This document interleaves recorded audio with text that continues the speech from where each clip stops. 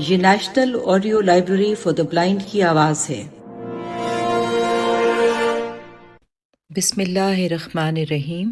غار ہرا میں ایک رات، اس کو آپ کے لیے تحریر کیا مستنصر حسین تاڑر نے۔ آپ کے لیے پڑھیں گی فرح علی۔ جو تو دریائے میں ہے تو میں خمیازہ ہوں ساحل کا، بیر غرض کے کنویں کے پانیوں پر حضور کے ہونٹ اور میری آنکھیں۔ اب جو سفر شروع ہوا ہے تو بابا فقیر ایک جیتا ہوا کھلاڑی تھا، جو ایک چشم حقارت سے ہارے ہوئے مولا بخش کو دیکھتا تھا کہ میں نہ کہتا تھا کہ اس باغ کے اندر ایک کھنڈر ہے، نونا نونا، بلکہ وہ ہم پر بھی مکمل طور پر حاوی ہو چکا تھا۔ ہم اس کی مروبیت کے تابع ہو کر ذرا جان کی امان پا کر پوچھتے تھے، بابا فقیر اب کہاں جائیں گے؟ تو وہ رونت سے بولا اور عصا کار کے فرش پر کھٹکھٹا کر بولا، کنویں پر جائیں گے۔ کون سے کنویں پر؟ آپ صبر نہیں کرتے تاڑر صاحب، بات پوری نہیں سنتے اور بول پڑتے ہو۔ ادھر مدینہ شریف میں حضور کے وقتوں میں بہت سے کنویں تھے، مکہ تو نہیں تھا، مدینہ تھا، اور سنو کہ ان کنووں میں اب تک میٹھا اور ٹھنڈا پانی ہے۔ اچھا، میں پھر نروس ہو گیا۔ حضور کے وقتوں کے کنویں ہیں اور 1400 برس گزر جانے کے بعد بھی اب تک ان میں پانی کیسے ہو سکتے ہیں؟ اس بار بابا فقیر نے مجھے بے صبری کا طعنہ نہ دیا اور اطمینان سے، کیونکہ وہ جیتا ہوا تھا، کہنے لگا، دیکھو ادھر ہمارے پنجاب میں جدھر بھی کنواں کھود دو پانی نکل آتا ہے، 5 پانیوں میں سے کسی ایک کا پانی نکل آتا ہے۔ پر ادھر مدینے میں بے شک برکت ہے، لیکن آس پاس تو صحرا ہے اور پیاس ہے، تو ادھر ہر جگہ پانی نہیں نکلتا۔ ادھر کے لوگ صرف اس مقام پر کنواں کھودتے ہیں جہاں سے پانی رستا تھا، مٹی یا ریت گیلی ہوتی تھی۔ بابا فقیر، پانی کیسے رستا تھا؟ مٹی کیسے گیلی ہوتی تھی؟ میں نے ذرا عاجزی بھی اختیار کر لی کہ اس کے پاس ایک خزانہ تھا۔ ادھر مدینے میں قدرتی طور پر زیر زمین چٹانوں اور ریت کے اندر جہاں کہیں پانی کا ذخیرہ ہوتا ہے تو اوپر کی مٹی گیلی رہتی تھی، اس میں سے پانی رستا رہتا تھا، تو اہل مدینہ صرف وہاں کنواں کھودتے تھے۔ اس لیے تب مدینہ میں کل 15 کنویں ہوں گے۔ ان کا پانی کبھی خشک نہیں ہوتا تھا کہ زیر زمین یہ جہاں کہیں سے بھی آتا تھا اس کی سپلائی جاری رہتی تھی، جیسے زمزم کا کنواں ہے۔ اسی لیے نبی پاک کے زمانے میں جتنے بھی کنویں تھے ان میں سے جتنے باقی ہیں ان کا پانی ابھی تک چل رہا ہے۔ اس موقع پر اگرچہ ڈرتے ڈرتے اپنی ہاری ہوئی عزت نفس کی کچھ بحالی کے لیے مولا بخش نے ہمیں بتایا کہ ادھر ایک کنواں ایسا تھا جہاں حضور پاک صلی اللہ علیہ وآلہ وسلم آیا کرتے تھے اور لوگ تبرک کے طور پر اس کا پانی گھر لے جاتے تھے۔ چنانچہ سعودیوں نے اسے شرک قرار دے کر پاٹ دیا، مٹی اور پتھروں سے بند کر دیا، اور اس کے باوجود اس کا پانی سطح کو گیلا کرنے لگا اور پھوٹنے لگا، تو پھر وہاں سیمنٹ اور بجری کی تہ جما کر بند کیا گیا، ورنہ وہ تو بند نہ ہوتا تھا۔ بابا فقیر درست کہتا ہے کہ ادھر ایک بار کنواں کھود دو تو وہ ہمیشہ کے لیے چالو ہو گیا سائیں۔ لیکن ہم کس کنویں پہ جا رہے ہیں؟ صبر نہیں کرتے؟ بابا فقیر نے صرف اتنا کہا۔ یہ ایک اور تقریباً ویران علاقہ تھا، بہت آباد گھنی آبادی والا نہ تھا، شاہراہ بھی ویران تھی، دھوپ کی وجہ سے شاید، یا ادھر آنے والے لوگ کم تھے، کیونکہ یہ شہر کی گہما گہمی سے دور تھا۔ روکو، بابا فقیر نے کہا، اور اس بار مولا بخش نے کچھ تعرض نہ کیا اور کار فوراً روک دی۔ دائیں جانب شاہراہ سے ذرا ہٹ کر ایک 3-4 منزلہ سرکاری سی عمارت تھی، اور ہم کار سے اتر کر اس عمارت کے قریب ہو گئے۔ آس پاس کسی کنویں کے کچھ آثار نہ تھے، نہ کہیں بیلوں کے گلے میں بندھی گھنٹیوں کی آواز تھی، اور نہ کہیں رہٹ کے چلنے کا کوئی متواتر ترنم تھا، اور نہ ہی پانی سے شرابور کوئی سرگوشی تھی جو ہمیں خبر کرتی کہ ادھر آ جاؤ۔ تو اس لمحے مجبوراً کار میں استراحت فرما بابا فقیر عصا ٹیکتا ہوا اور بڑبڑاتا ہوا آ گیا۔ دھوپ کی تیزی میں کمی نہیں آئی تھی، اکتوبر کے اوائل تھے اور پھر بھی زبان سوکھتی تھی۔ شدید گرمیوں میں جون جولائی میں تو یہاں پر زبان پر کانٹے اگاتے ہوں گے۔ مدینے کے موسم اتنے بھی خوشگوار نہیں رہتے۔ اس سرکاری عمارت کے پہلو میں ایک چھپر سا تھا جس پر کاٹ کھپاڑ جمع تھا، اور اس کے نیچے ایک دیوار تھی جو نیم گولائی کا تاثر دیتی تھی۔ کنواں ادھر ہے صاحب۔ کدھر بابا فقیر؟ یہ جو چھپڑ ہے اس کے نیچے کنواں ہے، وہ جو گول سی دیوار ہے وہ کنویں کا حصہ ہے۔ پہلے کنواں دکھائی دیتا تھا، پھر اس پر یہ ٹین کا چھپڑ ڈال کر اسے بند کر دیا گیا۔ ابھی پچھلے سال میں ادھر آیا تو دیوار میں ایک روزن تھا جس میں جھانک کر اس کے اندر دیکھا جا سکتا تھا، پھر اسے بند کر دیا گیا کہ لوگ جھانکتے تھے۔ کیوں جھانکتے تھے بابا؟ روایت ہے کہ جب حضور مدینے سے قبا کی بستی کو جاتے تھے یا وہاں سے لوٹتے تھے تو یہ کنواں درمیان میں پڑتا تھا اور وہ سستانے کی خاطر یہاں رکتے تھے، منڈیر پر آرام کرتے تھے، اس کا پانی پی کر تازہ دم ہو جاتے تھے اور پھر سفر اختیار کرتے تھے۔ بابا فقیر میری نظروں میں مزید معتبر ہو گیا۔ لیکن کنویں تو بہت تھے، تو یہ کون سا والا کنواں ہے؟ مجھے اب بھول رہا تھا کہ سیرت النبی کی کون سی کتاب میں نے ایک ایسے کنویں کا ذکر پڑھا تھا جس کی منڈیر پر بیٹھ کر حضور پاک صلی اللہ علیہ وآلہ وسلم اپنے پاؤں اس میں لٹکا کر ٹھنڈک محسوس کرتے تھے، یعنی کنویں کے پانی اتنے بلند ہوتے تھے کہ ان کے پاؤں چھوتے تھے۔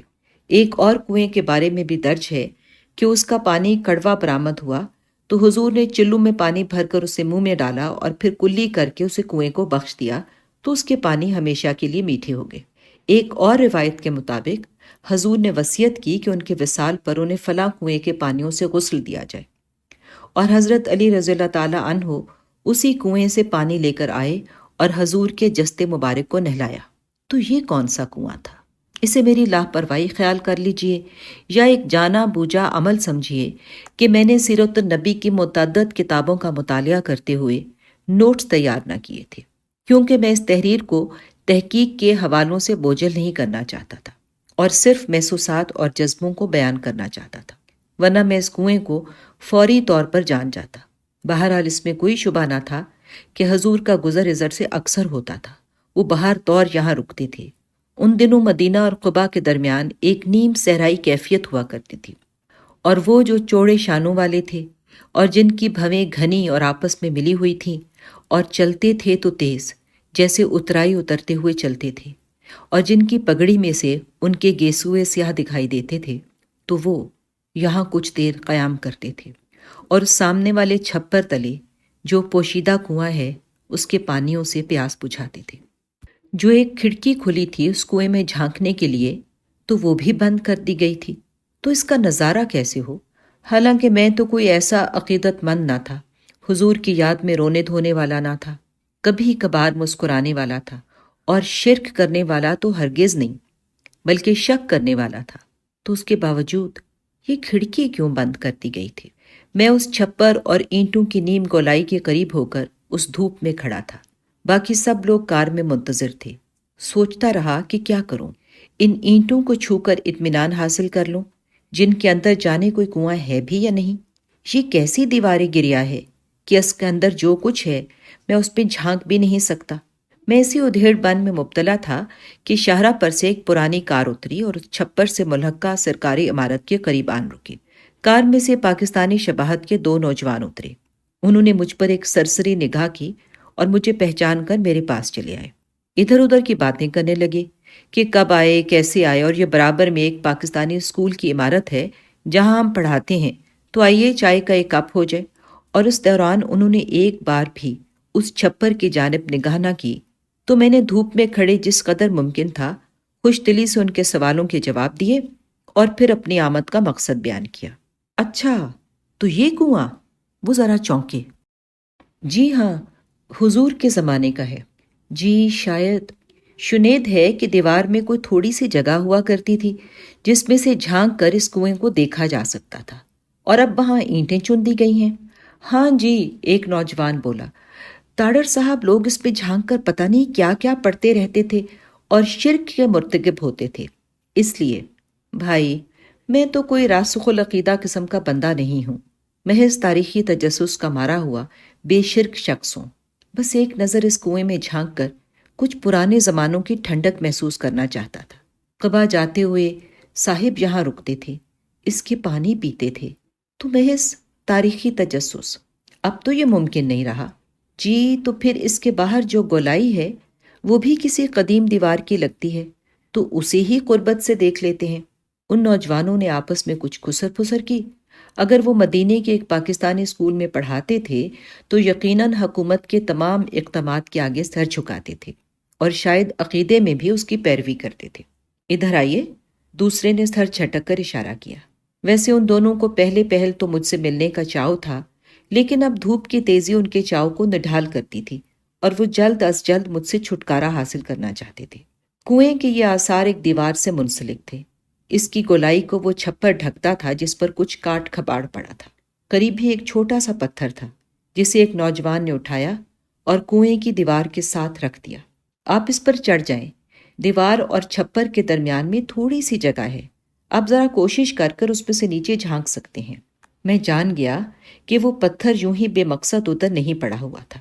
شاید یہی نوجوان اس کی مدد سے اونچے ہو کر کنویں میں جھانکتے ہوں گے، اور انہوں نے آپس میں خسر پھسر اسی لیے کی کہ اس شخص کو اس راز میں شامل کیا جائے یا نہیں۔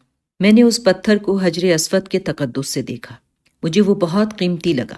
میں دیوار کو تھام کر اس پر چڑھا تو جہاں تک میری آنکھیں پہنچیں وہاں واقعی ایک شگاف تھا۔ میں نے ذرا احتیاط سے اپنا سر اس شگاف کے اندر کیا۔ میرا سارا بدن تو باہر کی دھوپ میں تھا، لیکن گردن تک جو میرا چہرہ تھا وہ شگاف کے اندر کی نیم تاریکی میں چلا گیا۔ جیسے مسجد قرطبہ میں داخل ہونے پر روشنی کا واحد منبع اس کا پھاٹک بند ہو گیا تھا، اور میں اس ہجوم تخیل میں یکدم نابینا ہو گیا تھا کہ آنکھیں صحن نارنجستان کی دھوپ کے بعد مسجد کی نیم تاریکی سے آشنا ہونے سے جھجکتی تھیں۔ ایسے مدینے کی تیز دھوپ کی چکا چوند کے بعد آنکھیں یکدم اس شگاف کے اندر جو اندھیرا تھا اس میں کھلی تو بنا کچھ دیکھے کھلی رہیں، اور پھر کچھ ساعتوں کے گزرنے سے انہیں عادت ہوئی اور کچھ نظر آنے لگا۔ کنویں کی گولائی کو ڈھانکنے والا چھپر بہت خستہ تھا، اور اس میں سے دھوپ کی چند کرنیں دیوار اور چھپر کے درمیان جو رخنے تھے ان میں سے داخل ہوتی تھیں، لیکن اندر کی تاریکی پر ان کا کچھ اثر نہ ہوتا تھا۔ کنویں کا وجود جہاں سے میں اسے دیکھتا تھا تقریباً 5-6 فٹ نیچے تھا، یعنی سطح زمین کے قریب۔ وہ گولائی جو باہر سے نظر آ رہی تھی کنویں کی نہ تھی، بلکہ اس کے گرد جو حفاظتی دیوار تھی اس کی تھی۔ کنویں کی منڈیریں چوڑی تھیں، مستطیل پتھروں سے تعمیر شدہ، جو گیلے تو نہ تھے، لیکن کہیں گہرائی میں سے جو نمی سرایت کرتی اوپر آتی تھی وہ ان پر اثر کرتی تھی۔ منڈیر اتنی چوڑی تھی کہ اس پر آسانی سے بیٹھا جا سکتا تھا۔ پتھروں کی ٹھنڈک محسوس کرتے ہوئے کنویں میں ٹانگیں لٹکا کر لطف اٹھایا جا سکتا تھا۔ میں باہر کی دھوپ میں رکھے پتھر پر اپنے آپ کو سنبھالے اس مختصر شگاف میں جو ایک پتھریلا پنتا تھا اس میں اپنی گردن ڈالے اندر مزید سے مزید جھانکنا چاہتا تھا، اور مجھے لگتا تھا کہ اس لمحے میری گردن کچھ زیادہ لمبی ہو گئی تھی کہ میں کنویں کی کائی زدہ نیم سیاہ مستطیل پتھروں کی گولائی کی گہرائی میں اپنی آنکھیں اتارتا چلا جاتا تھا۔ بے شک میں یہاں رہ جاؤں، لیکن میری آنکھیں اس کی تہہ تک اتر جائیں، وہاں تک جہاں اس کے پانی ہیں، اگر ہیں تو، اور ان پانیوں میں میری 2 آنکھیں سیاہ تتلیوں کی مانند تیریں۔ بے شک یہ عمر رسیدہ اور پشمردہ ہیں، ان کے پروں کے رنگ پھیکے پڑ چکے ہیں، لیکن جب ان کو یہ احساس ہوگا کہ وہ کس پانی پر تیرتی ہیں جس پر شاید بابا کے لب تیرے تھے، ان کے سانسوں کی گرمی تیری تھی، تو یہ نوخیز اور رنگ رنگیلی ہو جائیں گے، اس بھنورے کے رنگ کی جو خانہ کعبہ کے سیاہ غلاف پر براجمان تھا۔ وہاں اس کے پروں تلے خدا کا گھر تھا، اور یہاں ان کے پروں تلے اس کے رسول کے لب تیرے تھے۔ اب اس کا فیصلہ کرنا دشوار ہے کہ ان ہر 2 میں سے زیادہ قسمت والا کون ہے، وہ بھنورا یا میری آنکھوں کی 2 تتلیاں۔ بے شک میری گردن لمبی ہو چکی تھی، لیکن اس کے باوجود میں کنویں کے پاتال تک نہیں دیکھ سکتا تھا۔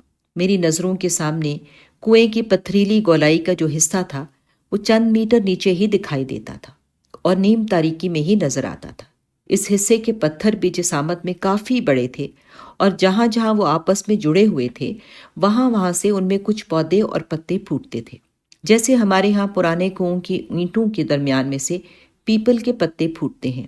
ہری گھاس کی 1-2 لڑیاں لٹکتی تھیں، اور ان کی نبوت گواہی دیتی تھی کہ پاتال میں کیسی نمی ہے جو ان کو سینچتی ہے۔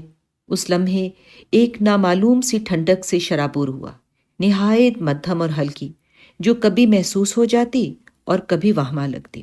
اوپر مجھ تک آئی، اور میری لمبی گردن کے آگے اشتیاق سے بے وقوف ہوتا جو چہرہ تھا اسے چھوتی خبر کر گئی کہ کنواں ابھی تک نہیں سوکھا، اس کی تہہ میں پانی ہے جو تمہیں یہاں سے نظر نہیں آ سکتے۔ اب میں اس خبر ہوتی ہوا کو کیسے آگاہ کرتا کہ تم اس پانی پر جو سیاہ تتلیاں دیکھ کر آئی ہو میری آنکھیں ہیں۔ اس مقام اور اس لمحے میں جب میرا پورا بدن 2002 کی دھوپ میں تھا اور میرا چہرہ سن ہجری کے پہلے سال میں تھا۔ تصور کے بلیک بک سیاہ ہرن بے قابو ہوئے جاتے تھے۔ کلانچے بھرتے ہوئے اس منڈیر کے پاس جا کر اپنی ہرن آنکھیں قصوہ کے اس سوار پر دھرتے تھے جو قبا کے راستے پر کچھ دیر سستانے کی خاطر 2 گھونٹ پانی پینے کی خاطر وہاں بیٹھا ہوا تھا۔ انہیں اپنی آنکھوں پر، اپنی چشم آہو پر ناز تھا، تو اس مسافر کی آنکھیں دیکھ کر شرمندہ ہوتے تھے۔ اپنے بدن کی ملائمت اور خوبصورتی پر فخر تھا تو اس کے بدن کو دیکھ کر نادم ہوتے تھے۔ تھوتنیاں اٹھائے اسے حیرت سے دیکھتے تھے۔ صاحب اس کنویں سے پانی کیسے پیتے ہوں گے؟